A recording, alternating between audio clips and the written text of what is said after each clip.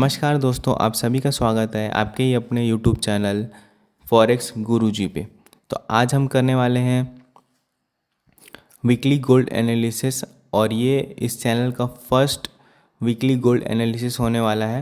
और हम कोशिश करेंगे कि हमारे जो डेली ट्रेड्स हैं और जो हमारे लेवल्स हैं हम आपको शॉर्ट्स और वीडियो के फॉर्मेट में डेली प्रोवाइड करने की कोशिश करेंगे। तो चलिए शुरू करते हैं।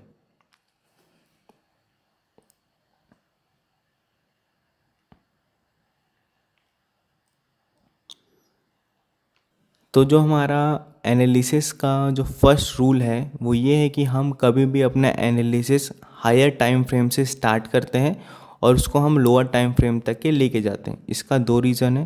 पहला कि जब हम हायर टाइम फ्रेम पे जब हम काम करते हैं तो उससे क्या होता है कि जो हमारे फॉल्स ट्रेड जो हमको मिलता है उसके चांसेस कम हो जाते हैं। दूसरा क्या होता है कि हमको ओवरऑल ट्रेंड और ओवरऑल मार्केट को समझने का मौका मिलता है। इसलिए हम कभी भी अपना एनालिसिस जब भी स्टार्ट करते हैं वो हम हायर टाइम फ्रेम से स्टार्ट करते हैं ताकि हमको मार्केट का प्रॉपर एनालिसिस हम कर पाएँ।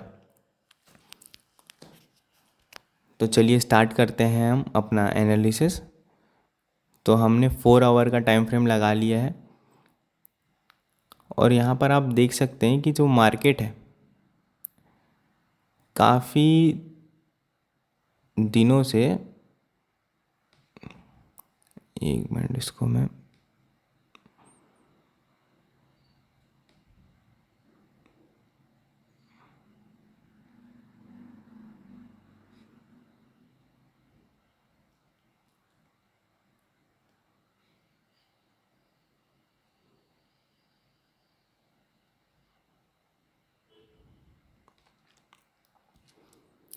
तो जैसा कि हम देख सकते हैं कि मार्केट काफ़ी दिनों से इस प्राइस रेंज के अंदर ही ट्रेड कर रहा है।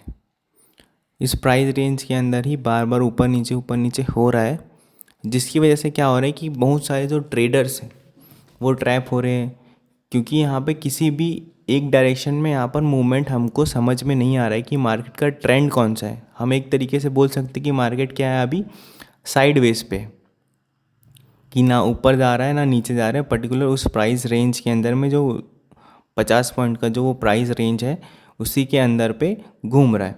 अब कई लोग बोलेंगे कि ये 50 पॉइंट का प्राइस रेंज तो काफ़ी गोल्ड के लिए काफ़ी बड़ा है प्राइस रेंज 50 पॉइंट का, क्योंकि गोल्ड का मूवमेंट ही डेली का 10 पॉइंट के आसपास है। तो 50 पॉइंट का मूवमेंट एक अच्छा खासा रेंज है। बट हम देख सकते हैं जो हम जब लोअर टाइम फ्रेम पे जाएंगे तो वहाँ पे आपको किसी भी पर्टिकुलर प्राइस पे या फिर आपको वहाँ पे कोई भी एक अच्छा लेवल नहीं मिलेगा जहाँ से आप वहाँ पे अपना ट्रेड इनिशिएट कर सकें, जहाँ पे आप अपना ट्रेड ले सकें।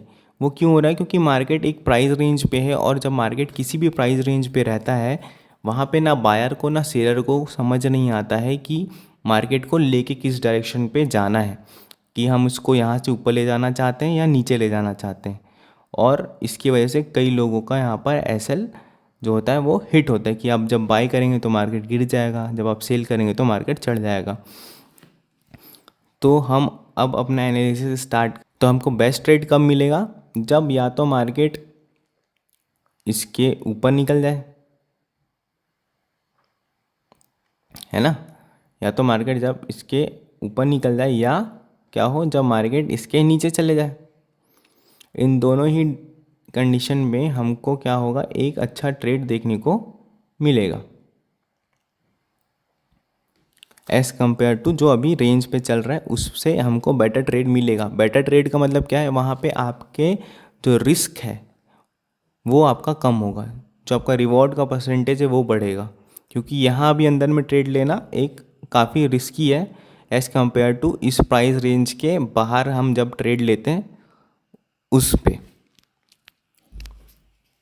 और एक बार हम इसको एक बार 4 आवर से एक बार और हायर टाइम फ्रेम में भी देख लेते हैं कि क्या हो रहा है। तो जैसे कि आप डेली टाइम फ्रेम में भी देख सकते हो कि मार्केट इसी प्राइस रेंज पे खड़ा हुआ है बहुत दिनों से, लगभग एक हफ्ते से यहाँ पे खड़ा हुआ है और वहाँ पे से कोई उसको एक डायरेक्शन पे मूवमेंट नहीं मिल रहा है।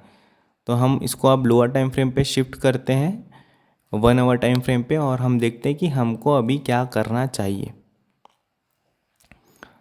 तो हम देख सकते हैं कि जब हम 1 आवर टाइम फ्रेम पे आते हैं, जब हम 1 घंटे का जब चार्ट लगाते हैं, मैं पहले इसको डिलीट कर लेता हूँ ताकि कन्फ्यूज़न क्रिएट ना हो।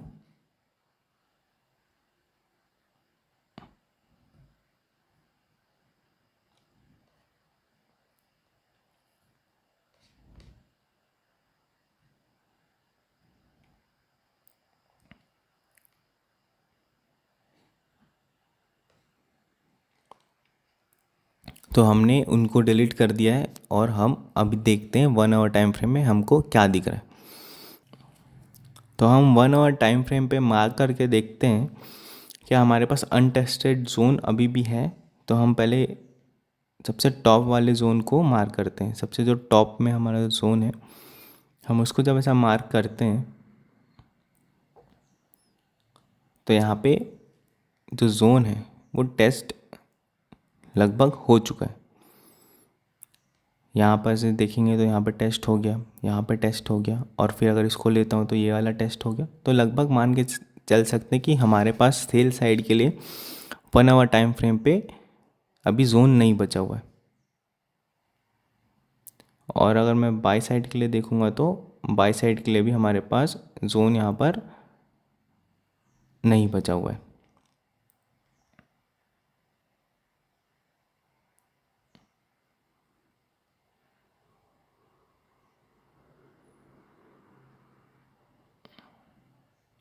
तो बाय और सेल साइड के लिए यहाँ पर हमारे पास फ्रेश जोन नहीं है।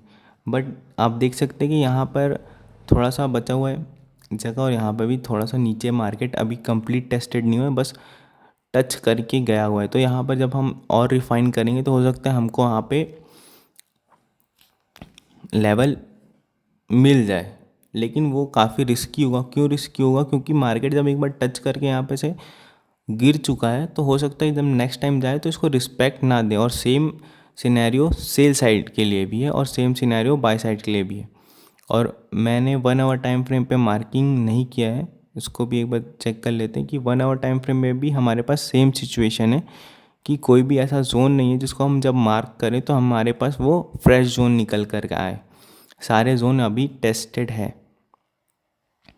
तो उस सिचुएशन में हम क्या कर सकते हैं?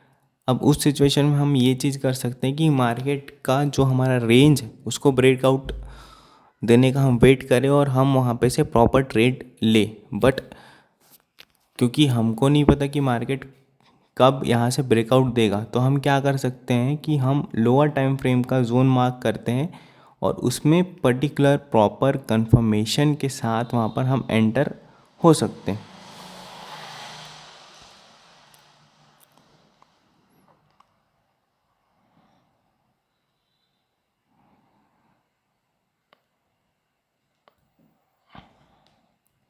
तो जैसे कि मैं आप लोगों को बोल रहा था कि जब हम 15 मिनट में शिफ्ट होते हैं तो हमारे पास एक ये जोन एकदम फ्रेश जोन निकल कर आता है जो अभी तक अनटेस्टेड जोन है। 82 to 86, 2682 से लेके 2686 तक के हमारे पास एक सेल साइड के लिए जोन निकल कर के आता है और एक जोन यहाँ पर बाई साइड के लिए भी हमारे पास निकल के आता है।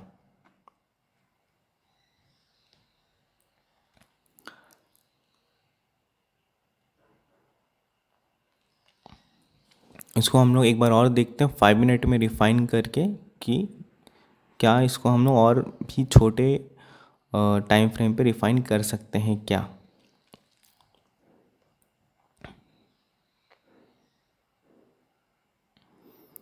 तो यहाँ पे तो ये ऑलरेडी इसको और रिफाइन करना ठीक नहीं होगा, और जो हमारा बाई साइड है उसको भी हम लोग एक बार चेक कर लेते हैं।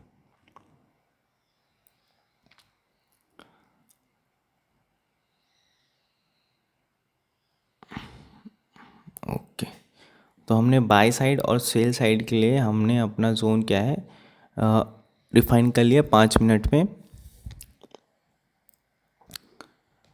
5 मिनट में तो हम एक बार देख लेते हैं कि हमारे जो जोन है वो क्या क्या निकल के आए हैं।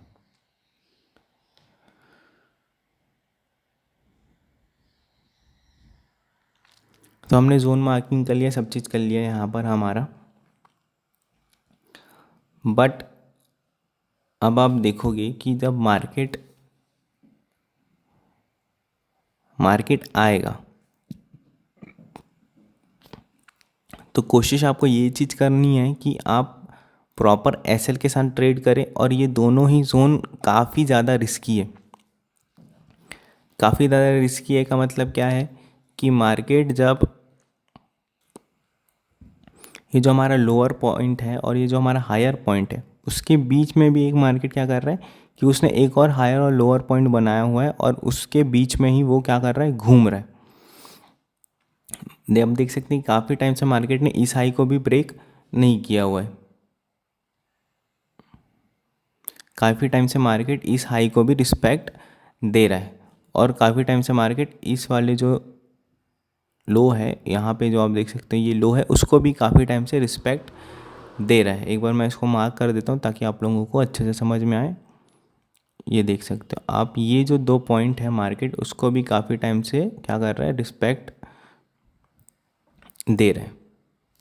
काफ़ी टाइम से मार्केट इसको रिस्पेक्ट दे रहा है। तो हमारे लिए ये जोन रिस्की क्यों हो जाता है, ये दोनों जोन सेल और बाई के लिए? क्योंकि जब अगर मार्केट इसके नीचे आएगा तो हो सकता है बहुत सारे जो ट्रेडर्स हैं वो क्या कर रहे हैं कि यहाँ पे से बार बार सेल ले रहे हैं और यहाँ पे से बार बार क्या कर रहे हैं, बाय ले रहे हैं।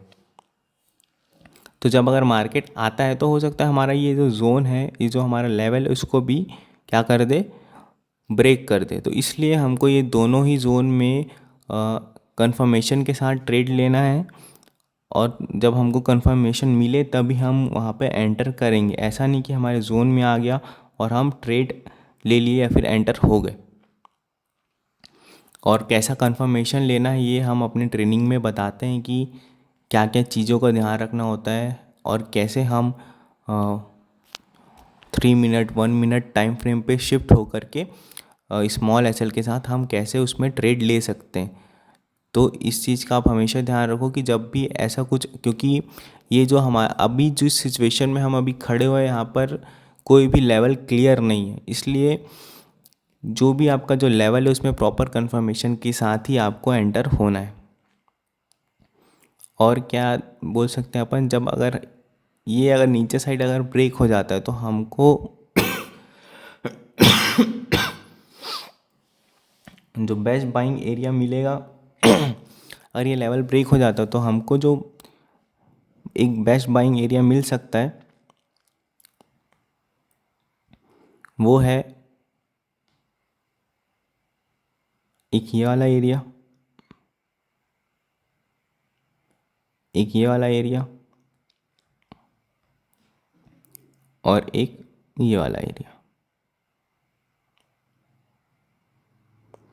ये 2 जगह से हमको बेस्ट बाइंग मिल सकता है। बट मार्केट अभी काफ़ी ऊपर है, इसकी वजह से मैं यहाँ पे का एनालिसिस अच्छे से नहीं कर रहा हूँ। जब मार्केट वहाँ पे आएगा या फिर उसके आसपास आएगा तो हम वहाँ पे कभी एनालिसिस करेंगे। और हमको इस चीज़ का ध्यान रखना है, अगर मार्केट इसके नीचे आ जाता है, इसके नीचे आ जाता है तो हम को यहाँ पर वापस बाइंग की जगह यहाँ पे हमको सेलिंग के लिए देखना है कि हमारे जब तक जोन में नहीं आ जाता या फिर कुछ अच्छा यहाँ पे से जोन या फिर सपोर्ट या फिर एक अच्छा चार्ट पैटर्न वहाँ पे हमको देखने को नहीं मिलता, तब तक हम यहाँ पर बाइंग के लिए नहीं जाएंगे। और सेम इस साइड के लिए है कि अगर मार्केट इसको ब्रेक कर देता है तो हम वहाँ पर सेल के लिए नहीं, यहाँ पर भी हम बाइंग के लिए सोचेंगे कि जब तक कि हमको वहाँ पे से एक अच्छा सेल एरिया या फिर सेल जोन या फिर प्रॉपर एक चार्ट में हमको इंडिकेशन नहीं मिलेगा कि यहाँ पे से मार्केट गिर सकता है, तब तक हम वहाँ पर सेल नहीं करेंगे। तो गोल्ड एनालिसिस इस बार का थोड़ा सा आप लोगों को कंफ्यूजिंग लग सकता है कि क्या बोल रहे हैं, बट ये चीज़ का आपको ध्यान रखना है कि मार्केट रेंज पे चल रहा है और रेंज पे जब भी मार्केट किसी भी रेंज पे चलता है तो जैसा ही रेंज ब्रेकआउट होता है तो वहाँ पे हमको एक अच्छा खासा मूवमेंट देखने को मिलता है, अच्छा खासा मूवमेंट देखने को मिलता है। सेम सिचुएशन अभी गोल्ड में कि मार्केट रेंज पे चल रहा है और जिस भी साइड ब्रेकआउट देगा विद इन 1 और 2 डे आपको वहाँ पे से 40 से 50 पॉइंट का मूवमेंट देखने को मिलेगा इन वन डायरेक्शन, किसी भी एक डायरेक्शन में, या तो अप साइड या तो डाउन साइड आपको 40 से 50 पॉइंट का मूवमेंट देखने को मिल सकता है। तो इस चीज़ का आपको ध्यान रखना है कि जब आप ट्रेड करेंगे अभी गोल्ड पे, तो संभल कर ट्रेड करना है। और अभी जब तक ये रेंज में, आप क्या कोशिश करें कि आपको अगर टारगेट मिल रहा है, अभी अगर आप ट्रेड ले रहे हैं तो क्या लेना है आपको, 3 से 5 पॉइंट से ज़्यादा आपको कभी भी टारगेट नहीं लेना है। या फिर आप टारगेट ले रहे हैं तो आप ट्रेलिंग बेसिस पे अपना एसएल ट्रेल करते हुए टारगेट ले। 3 से 5 पॉइंट से ज़्यादा का अगर आप टारगेट ले रहे हो तो आप हमेशा अपना एसएल ट्रेल करते हुए चलें, क्योंकि मार्केट में काफ़ी सारे जोन है छोटे छोटे। तो जिससे क्या होता है कि आप जहाँ पे बाइंग कर रहे हो तो हो सकता है बहुत सारे लोग सेल कर रहे हैं, जिसकी वजह से आपको, आप अगर अपना एसएल ट्रेल नहीं करते हैं तो आपको ज़्यादातर चांसेस ये है कि मार्केट वहाँ से रिवर्स हो जाए और आपका जो प्रॉफिटेबल जो ट्रेड है या फिर जो आपका प्रॉफिट है वो कन्वर्ट हो जाए लॉस पे। तो इस चीज़ का आपको ध्यान रखना है। मैं आशा करता हूँ कि आप लोगों को ये वीडियो पसंद आया हो, और ये हमारे फॉरेक्स गुरुजी चैनल का फर्स्ट वीडियो है, तो इसको ज़्यादा से ज़्यादा लोगों तक आप शेयर करें, ताकि आपको ऐसी गोल्ड और फॉरेक्स से रिलेटेड जो भी ट्रेडिंग का लेवल्स है और जो भी ट्रेडिंग के जो इन्फॉर्मेशन है वो आप तक पहुँचते रहे। धन्यवाद।